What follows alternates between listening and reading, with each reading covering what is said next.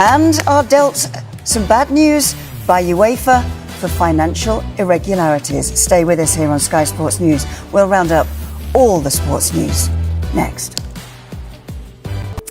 Well, Mourinho's old club Chelsea are in action in the early hours of tomorrow morning as their Club World Cup campaign continues. Our chief correspondent Kaveh Solokol is out in Philadelphia for us. Kaveh, what can you tell us about this UEFA story first up?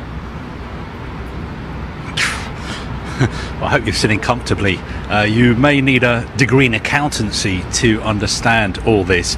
But basically what's happened is that Chelsea have been fined 31 million euros by UEFA for breaking their financial rules.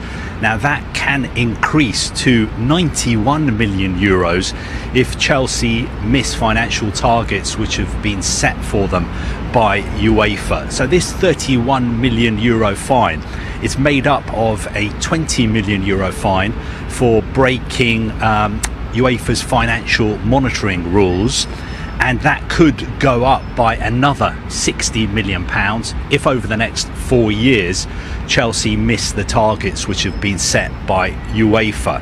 Also, Chelsea have been fined 11 million euros for breaking UEFA's squad cost rules. Those rules basically say that clubs can only spend a maximum of 80% of their revenue on transfers and player wages, and UEFA say that Chelsea have broken those rules and they've gone over the permitted 80%. UEFA say Chelsea have spent between 80 and 90% of their revenue on transfers and player wages. Also, if you remember the sort of slightly strange situation where the two hotels that are at Stamford Bridge, Chelsea sold those two hotels. They were involved in a transaction which was worth £76 million. Basically what happened is that they were sold by one subsidiary of Chelsea's holding company to another subsidiary of Chelsea's holding company. That meant that Chelsea could bank an extra £76 million in revenue, which obviously helps them when they're trying to comply with financial fair play rules and PSR rules. Now that kind of transaction is allowed under Premier League rules, but it is not allowed under UEFA's rules, and that is one of the reasons why Chelsea have been hit with this fine. Very, very simple, isn't it? I mean, why can't UEFA just release a press statement saying Chelsea have been fined this much for breaking this rule, Aston Villa have been fined this much for breaking this rule? No, instead we get long convoluted statements with addendums and attachments and findings and tables, and goes on and on and on. I'm just a football reporter doing my best to understand all this.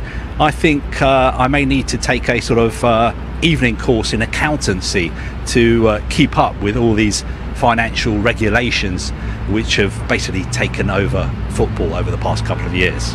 Kaveh, this is why we pay you the big bucks, and I shall be on to you to help me with my tax return in a couple of months. I wish. Okay, let's just get to this very strange situation that Chelsea have got later on over in America. Before I come to that, can I just come to one other thing as well, which is even more complicated, because this is really important for Chelsea and Aston Villa supporters. Is there a possibility that they could also be under a transfer embargo from UEFA? Now, I've been trying to get my head around this, read everything that UEFA have released, and there is a possibility that Chelsea and Aston Villa will be limited from registering players for UEFA competitions going forward, because in one of the releases from UEFA today, and I'll just read it out to you so you can get your head around it, it says that both Chelsea and Aston Villa have agreed to be subject to sporting restrictions which may mean that they won't be able to register any new players on their A list for UEFA club competitions. And I think what they go on to say is that both Chelsea and Aston Villa have to balance their books when it comes to transfers, so they need to sell players as well as buy players to comply with UEFA's regulations and to be able to register players for UEFA competitions. So I hope I answered that as well. Now, getting back to your question about Estevão, this is a really, really strange situation, because One of Palmeiras' best players is this incredible young Brazilian player called Estevão. Now Chelsea know all about him because last summer they signed him for £29 million, but they agreed to let him carry on playing for Palmeiras. Now